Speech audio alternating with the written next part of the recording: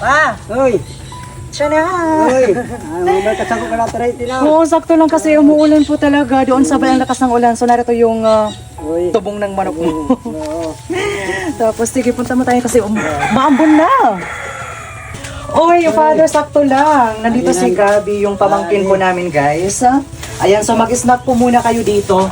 Meron ako ditong fresh na fresh. Sobrang init pa na. Banana Banana Q, guys. Sobrang sarap nito kasi napaka-fresh po talaga niya. Here. Sige, snack muna kayo. Snack tayo. Snack tayo dyan. Kumain muna kayo. And of course, guys, bumili ako dito ng 5 kilo lang yung binili kong bigas kasi nga, bibili sana ako ng isang sako ng bigas. Kaya lang, maulan po talaga doon sa bayan. So, mababasa yung bigas. Sayang naman, di ba? So, sa susunod na lang na araw tayo bibili ng isang sako ng bigas. So, ibibigay ko kay Father yung pambili. Magkano isang sako? 2.5. Oh, 2.5. 2.5 plus. So, ito. Uy! 2,500. Siguro, sa mga susunod na araw na lang tayo bumili.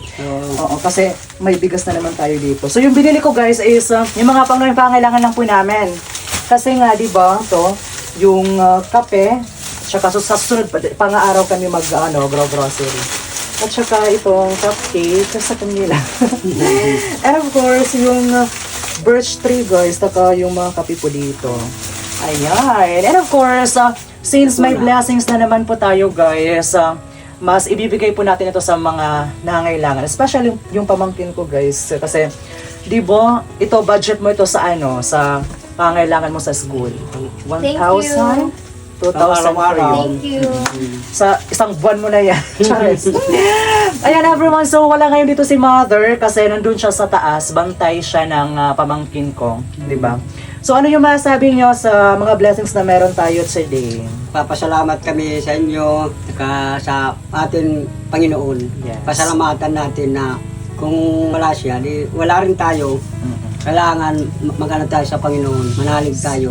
Correct. Kaya, thank you sa Thank inyo you sa lahat. blessings. Ikaw naman, masasabi mo?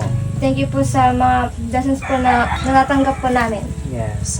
Ito talaga yung patunay, guys, na kapag na maganda yung ginagawa natin, malapit po talaga yung blessing sa atin, di ba? As long as na wala tayong tinatapakan na ibang tao, maging masaya lang tayo at saka maging grateful lang po tayo sa mga blessings na ibinibigay sa atin ng Panginoon. Maliit man yan or malaki. And of course, pag may blessings tayo, matuto rin tayong mag-share.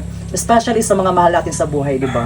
Kasi once na nagbibigay tayo, once na nag-share po tayo, doubly or triply po yung balik po nun sa atin. And I'm so grateful po talaga na isa ako sa mga binibigyan ni Lord kasi nakakatulong ako sa family ko at saka sila po kasi talaga yung number 1 priority ko in life. Kaya maraming salamat po talaga, Lord. And sa lahat ng mga viewers po natin out there, especially sa lahat ng mga kabataan na, di ba, kung sa mga oras na ito ay kumikita na kayo at kung sa mga oras na ito ay nagkakaroon na kayo ng chance na makatulong sa family nyo, especially sa mga magulang nyo, huwag kayong magdalawang isip na tumulong sa kanila. Kasi ito na po yung perfect timing para makabawi tayo sa lahat ng sakripisyo na inaalay ng ating mga magulang para sa atin. Kaya hanggang na dito pa yung mga magulang natin, yung mga mahal natin sa buhay, we should always cherish the moment and of course, we should always do the right thing para mapasaya po natin sila, di ba? Kaya once again, maraming salamat. Oh my gosh! I forgot! Yung pinaka-importante. Nakalimutan ko, guys, bumili ng ulam. Grabe, so I think hanggang dito na lang po muna tayo kasi babalik kami ulit sa bayan para bumili ng ulam. Nakalimutan ko. I'm so sorry. Nakalimutan. So once again everyone, maraming salamat sa lahat ng support at pagmamahal niyo po sa amin. Thank you for all the love and support.